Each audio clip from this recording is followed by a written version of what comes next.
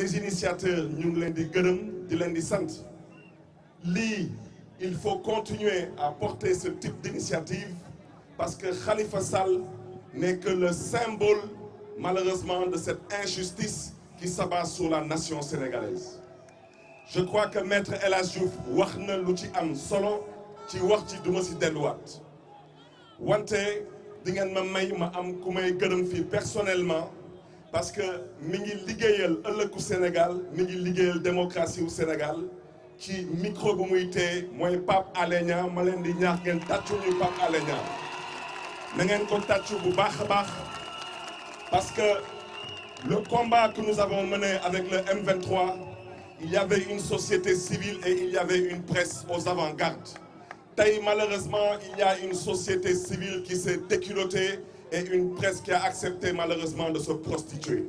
Loolu mooy wax ci parce que tey la démocratie du Sénégal ne peut pas être agressée de la sorte ñëpp a ne pat fu may daanale nag Macky Sall du wax ci mooy ñu toog ñu am yaakaar ci seen taxawaay ñu ne ñoom dañuy yeb askanu Sénégal te xam nañ seen bopp ce sont les magistrats. Les magistrats qui ont accepté de s'impliquer, vous m'excuserez du terme, dans ce foutage de gueule caractérisé et ils prennent le risque d'installer ce pays dans un chaos parce que am na lu ngeen xam ne ni kenn du ko nangu. Macky Sall élection législative yii dafa tànn ay électeurs am élection président bi nag mu ne dafa namm tànn ay candidats ñun nag du ñu jaamu kenn